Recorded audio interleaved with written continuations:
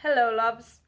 Today I'm coming to you with a little bit of a creepy video. That's why I look kind of creepy today.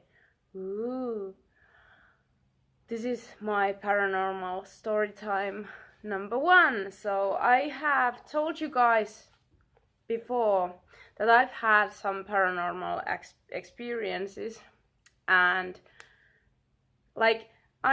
I think I've kind of been putting off this video a little bit because it's kind of creepy, honestly. So today I just wanted to get it out of the way. So yeah, I mean, let's preface this. I've had paranormal experiences happening to me since I was a little kid. I've had relatives tell me also ghost stories that, like, my great grandma, I guess. I have to think about it. But yeah, she kept telling me these stories from this big red notebook. She had this very interesting big red notebook. She lived in a small village, and she had been living at the times when there was no internet or anything like that, so the town folk stories were very big part of like the kind of tradition. So she had written all the ghost stories she had heard, or this kind of paranormal experiences that she had heard, and she had written all those down into this red little notebook.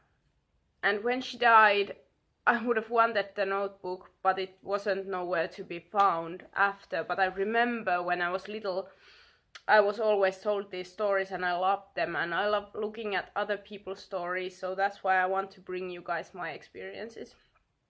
So I guess I'm gonna go from like childhood onward, because that's like logical. So I guess I'm gonna do more parts because I have many stories.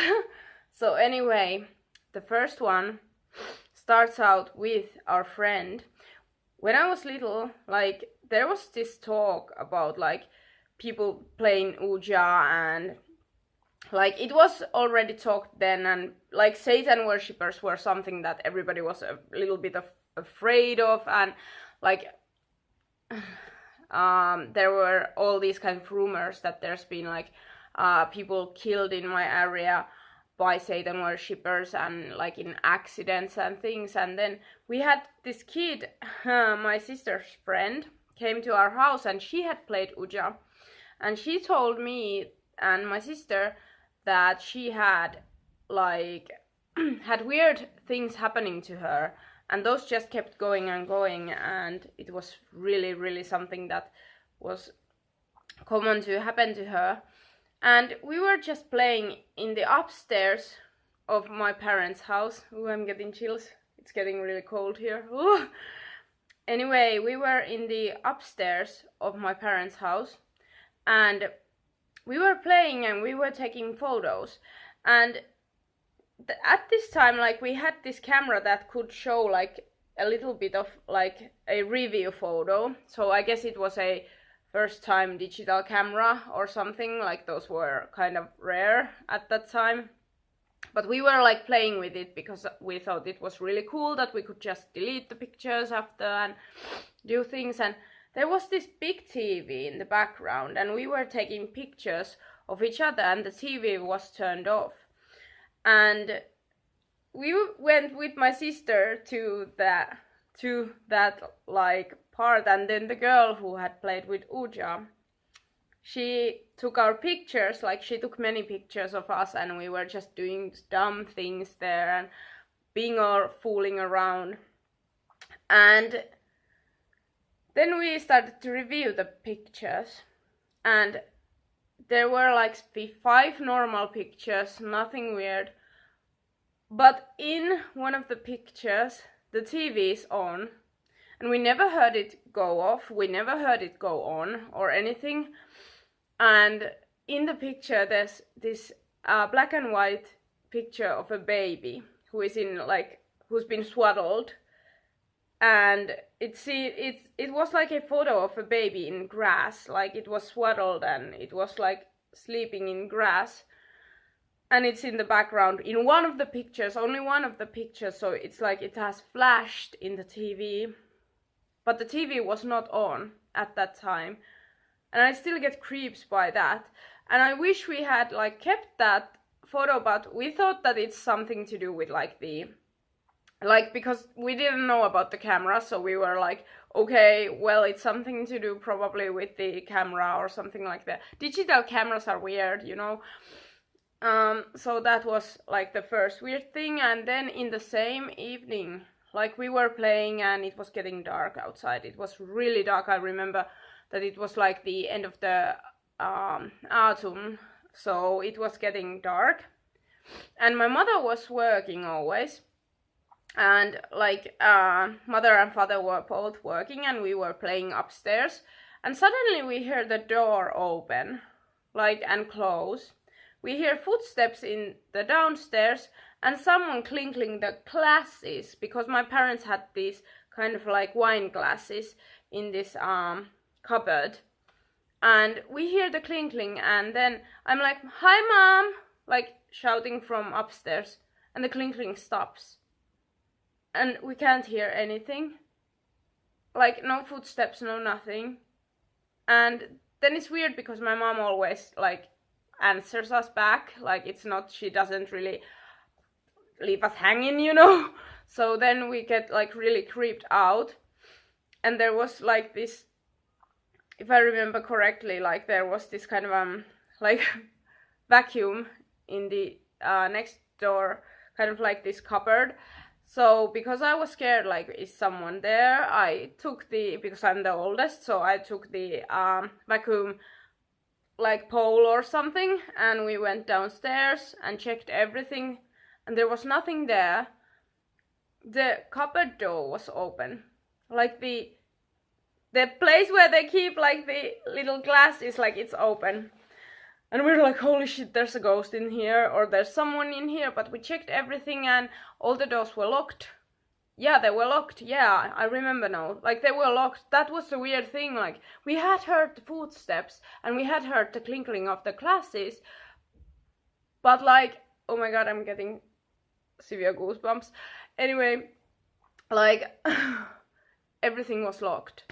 And we got into the solution that there's no way we're gonna stay in this house, no, and we went outside and we went for a little walk and got back, and after that like nothing happened. So that's my first kind of like that kind of paranormal experience. So the weird photograph, and right after like somebody freaking touching those things, like it's creepy.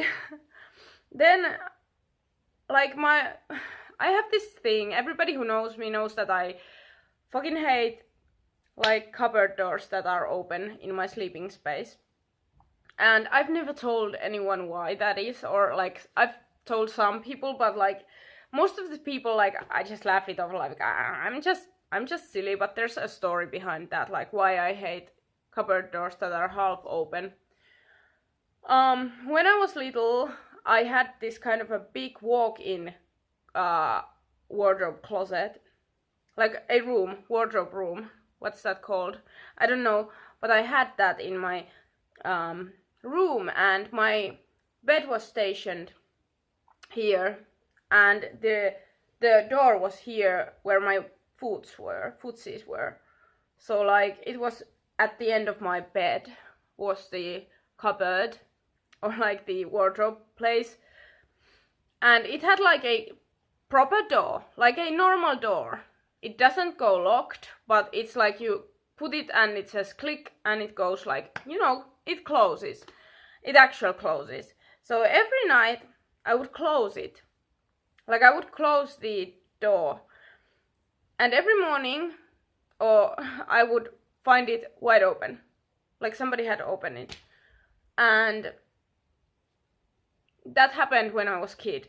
Like I knew that there's something, and I kept feeling like every time I went to sleep, I could feel like a presence there, like somebody's there just waiting for me to sleep so they can open the door. And one time when I was like sleeping, I heard this kind of creaking sound. Like I heard this sound when somebody like pushes the door handle down, and then it started to creak open, and I'm just there like, holy shit. like under my covers, and I'm looking down like this, and I can see the door open. And I'm like, cool. And then I remember I always asked it to please go away, because I knew that there's something there, because it kept opening the door and I just fucking didn't like it. And one time I got really mad. I was sleeping, trying to sleep, and then the door opened and I was like, quit it, go away, I don't fucking like you, go away, or something. Like, I just blew up because it had been happening like for years basically, and I was just so done with it, because I always felt this kind of cold, this kind of like dread. I can't explain it otherwise, but like dread. And I felt it other times too, but it's like this weird feeling where you know that something's there. Like, do you know that feeling when somebody's like, you have that feeling that somebody's watching you, and then you turn around and you see somebody walking behind you and looking at you. So it's like same feeling, except there's nobody there. So I just shouted like, leave me the fuck alone. And then I remember like the dread kind of dissipating or something, and me feeling kind of better. And then I was like, okay, maybe it's gone. And then I remember like I fell asleep. And I don't know if this really happened, I must stress this, or if I was in some kind of, like at that night, like in some kind of like half waking space or something. But I remember kind of waking up into this feeling of being paralyzed almost. Like, you know, the sleep paralysis, I used to get those quite a lot, and I know that that's like a physical thing. But I remember that I was like in a sleep paralysis in the back of my, like I was on my back and my head was like this, so I could see kind of under the bed, so because of my head being like at the side, and this is the side of the bed. And I can see like this old woman hand coming from like near the end of the bed like this, and touching my leg, and I could feel it touching my leg, like it had kind of crawled out of the fucking closet, I guess, and like it felt like that, and the open door was fucking open again. So I feel this kind of leg, something clenching, like this really bony, leathery hands just touching, and they were like gray. And I was paralyzed, so I couldn't do anything, and it started to wrap around my left leg from like underneath. And at that time, like I'm like, I need to wake up. But what happened was I ended up falling asleep, like really falling asleep. Like I don't know what happened after that, because I just kind of like, I remember just having this dread and like this kind of feeling, and then I just fell asleep. And in the morning, I just woke up, nothing weird, door was open again, nothing new. And I had no like bruises or anything like that, so just putting that out there. But I remember like, those were like old woman hands. Like, you know, like what kind of hands like old, really kind of crinkly old women have, like that kind of hands, except they were gray, like they were dead. So yeah, this kind of hands kind of, but not as bony. So yeah, that was kind of creepy as fuck. And yeah, that's one of the things that happened. I think we have time for one more story time. Well, I don't know, this is 13 minutes, so I guess, yeah, I'm gonna save the rest for part 2 if you guys like this. If you guys don't like it, then I'm not gonna do anymore. But those are just 2 of the stories I've had, and like even then I didn't completely believe. Like I was like, okay, could have been my dream, could have been the wind, you know. But then something happened, like when I was already grown up, that I was like, okay, everything makes so much sense, and that was a kind of changing experience. So if you want to hear about like what changed my view on paranormal things and made me kind of believe in them, then please leave some kind of a request in the video so I know, or leave a like. That's enough. Like leave a like if you like these paranormal story times, and I might kind of do all of what happened to me in parts. And some of the stories are like really intricate, and some of the stories are like really quick, kind of weird things happening. And like, I understand that if you feel like I'm stupid and that you don't believe in paranormal shit, that's completely up to you.